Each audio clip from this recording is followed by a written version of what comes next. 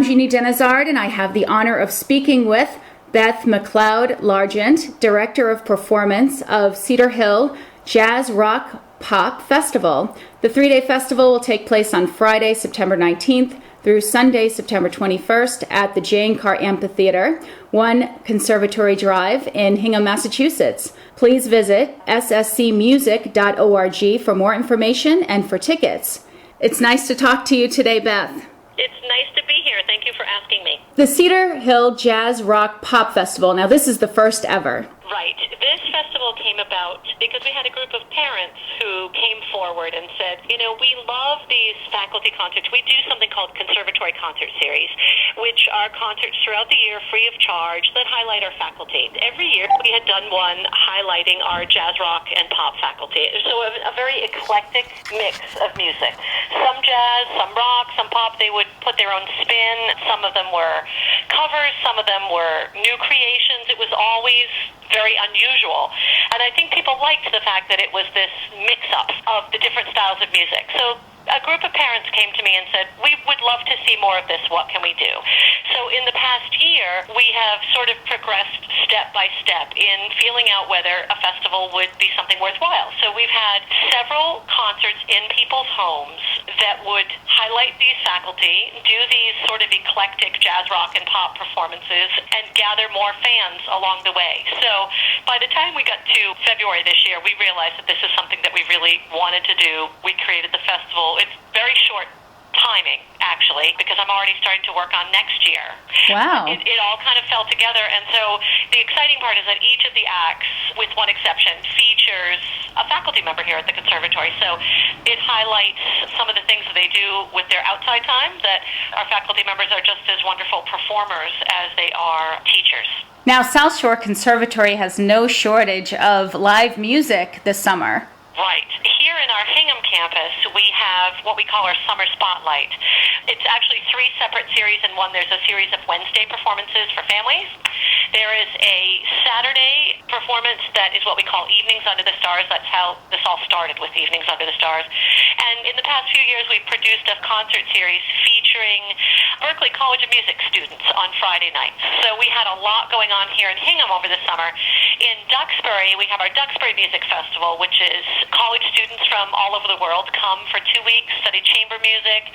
We produce many incredible concerts there. I've been to Evening Under the Stars and the Duxbury Music Festival. It's a beautiful event. It really is.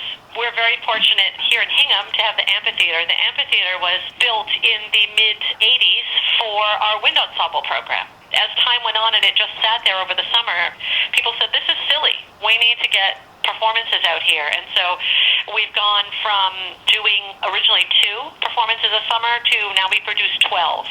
Wow. For all ages and all different kinds of music. Our orchestra concert is always a big hit. You can bring a picnic lunch, sit out here, picnic dinner, buy some wine at our concessions. It's just a great time. Come for a couple of hours, leave, come back, hear some great music that you would have to go to Boston to hear, frankly. We tried to keep the price reasonable so that it can be available. There's a student ticket. SSC students are free. We just really want to make it something that is available for everyone. The kickoff party, we just wanted to start off with a big bang. And we have a wonderful host family who live here in Hingham on Main Street. And so it's very exciting to think that we'll be able to kick off the events with a great party that will also feature our faculty playing jazz, rock, and pop. Well, it's a perfect time to have it, the Cedar Hill Jazz Rock Pop Festival. It's a 3-day weekend of music. Right. That weekend, we were trying to sort of split the difference. We wanted to keep it close so that it still felt summer-ish. And also we were mindful about the fact that fall can be quite chilly at night out in the amphitheater. So we wanted to do it quickly enough in the summer that it still felt like summer, but nobody froze themselves in the evening. Oh, absolutely. Coming up to a concert. So that was why that was chosen. We're hoping it works. Just please tell me a little bit about the selection process for the Cedar Hill event. In terms of selecting, the chairs of our jazz rock pop department. Ed Brahms, spelled B-R-O-M-S, and Ed Sorrentino, they share the chair of that department. They went to their department and said, hey, we're looking for bands to play. They got a list. We listened to them.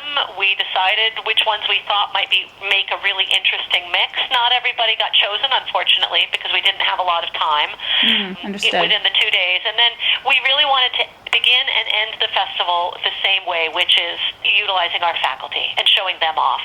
So the kickoff party will have an hour's worth of jazz and then 2 hours of the more rock and pop portion. And then the Sunday at 5:30 event is a jazz rock pop concert with our faculty. So we really want to bookend and showcase what these people can do. So it was an interesting process. The one band that is not faculty fronted, they're alumni of the conservatory. Oh, okay. And the Barricades, they've been together since they met doing a production of Les Mis.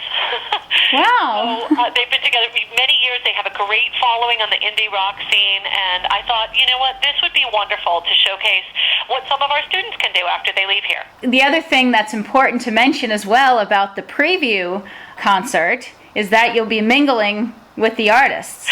Right. I know. I forget that part because I'm a singer as well, but it is actually something that's a lot of fun for people. The first set from 7 to 8 o'clock allows us to get the cocktail hour rolling. People can have some food, but then we'll take a little break and the artists will come out and you can talk to them about the next day, what's going on, or what it's like to be a singer in a jazz band. These people are very accessible and they're very committed to the conservatory and making the conservatory work.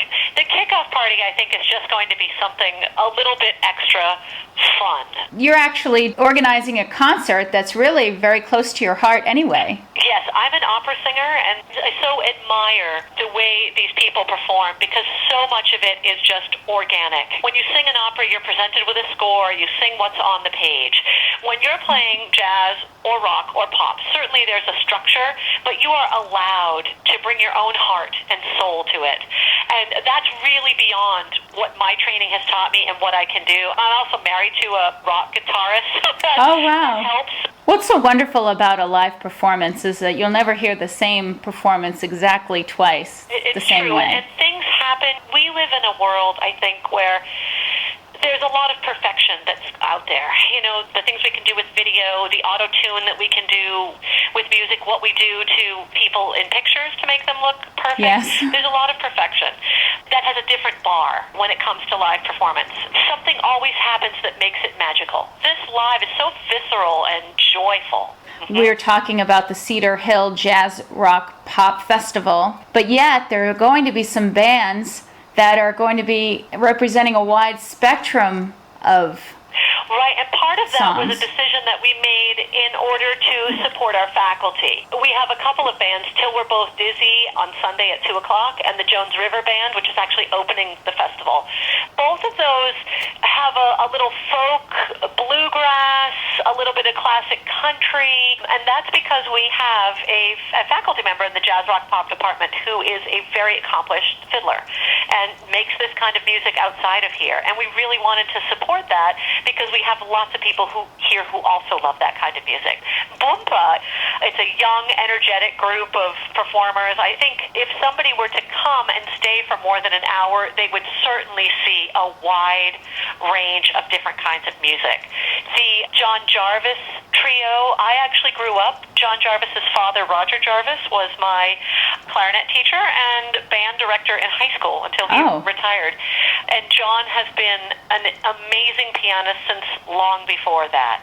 But he does very contemporary jazz. And I was particularly interested in Barricades. I understand their music can be anywhere from like a summer jam, beach jam, to dance. What's most exciting about them for me is that they learned the foundation of their skills here at the conservatory. They studied here and then took what they learned here and have created this band that really, really works. It's so exciting to see that. I've been teaching at the conservatory for 15 years. So I now have students who started with me in 7th grade, graduated from high school, went on to college, graduated from college, and are now teaching. It's really special as a teacher to see how the circle works. Definitely to see the progression. You know, you see maybe the foundation of a group and then what they grow to become. Exactly. It's very really enriching. Beautiful. It's one of the most treasured things about being a teacher. I never thought to take a moment to thank my teachers until I became one. Oh, yes. And then there's something so special, the connection that you forge. Particularly, we teach one-on-one.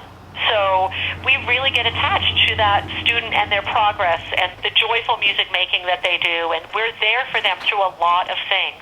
To see them go out and be successful and then be able to host them when they come back, that's a very special joy. I think I'm very much looking forward to that.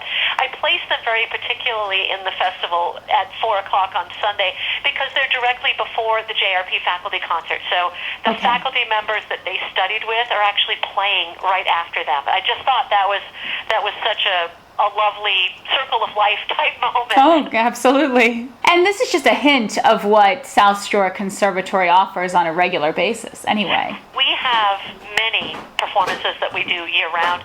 A lot of them are free. The Conservatory Concert Series, that is a monthly concert series that we run based on faculty. We choose themes for each of the concerts. The first one is the World's End Trio, World's End right here in Hingham. They are all artists who live either in Hingham or close, and they're playing beautiful classical chamber music. And then we also will have a concert in December at Hingham of our voice faculty. We tend to do the December concert because people love to hear those seasonal right over the holidays. Hear all the time, so we tend to do a smattering of that, which they love.